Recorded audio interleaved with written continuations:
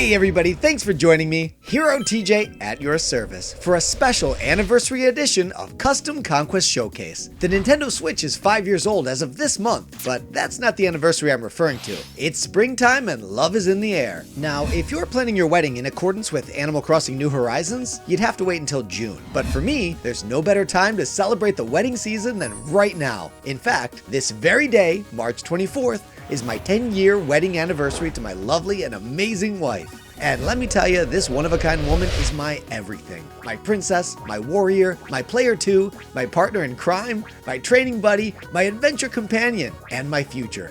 To sum it up, she's my soulmate. To commemorate the occasion, I thought it'd be the perfect time to showcase another pair of custom wedding-themed Amiibo figures. You remember Mario, Peach, and Bowser got into the wedding spirit with this trio of official Amiibo figures released by Nintendo. You may also remember when Luigi and Princess Daisy tied the knot in custom form, right here on this very show. Well, it's high time we honor the unspoken love of arguably Nintendo's most historic couple. The great evil has been vanquished, peace has returned to the kingdom, and Hyrule's wise and beloved Princess Zelda is finally free to give her heart to her sworn champion, the legendary hero, Link. It is my great pleasure to introduce to you custom Princess Zelda and Link Wedding Edition Amiibo figures. When it came to constructing these two legendary lovebirds, I expected it to be a lot easier than it actually was. Why do I feel like I keep saying that? Anyway, it began with the base. I had recently been rummaging through bins of old Disney figures I had amassed as a child, and I came across this wedding version of Ariel and Prince Eric from The Little Mermaid.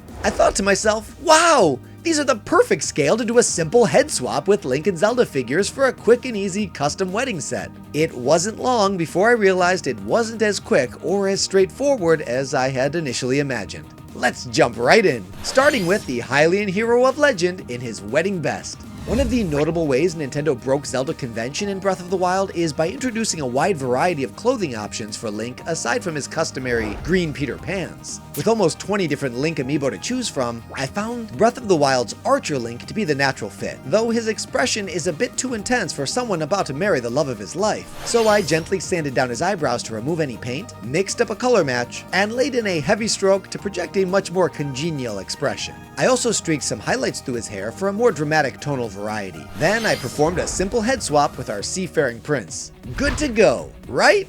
Wrong. This might not be immediately apparent to you, and it certainly wasn't to me, but I quickly became aware that Prince Eric is considerably taller than his mermaid bride, or at least his figure is, whereas Link and Zelda are more of a height to one another. So I found myself with the decision to make Link shorter or Zelda taller, and in this case, I opted to trim Link down to size. I decided the most discreet option without heinously throwing off his proportions would be to shorten his torso by roughly a button's worth, which required I detach the trousers from the coattails. And since this was a solid hunk of molded plastic, it was not easy to do without damaging any of the visible surface areas. I also shortened the length of the boot by carving out a small chunk right below the gold trim. Then I used some Apoxie Sculpt modeling compound to patch it all back together. To give our champion a more heroic appearance, I added some function to the cross sash by turning it into a baldric for the ceremonially appropriate Master Sword, the hilt of which I lifted from an Ocarina of Time amiibo, and the scabbard came courtesy of a Metacom Ultra Detail Skyward Sword Link figure. I based his color scheme on the Wedding Mario amiibo, so I spray painted pearlescent white for the coat and pants, with gloss white for the boots and baldric, which I achieved with some careful masking. I didn't want to overdo the whites, so I went gloves free for the hands and instead painted them up with a flesh tone. And because it's The Legend of Zelda, and because I wanted to elevate the level of prestige, I hand painted the trim, buttons, and scabbard with a metallic gold.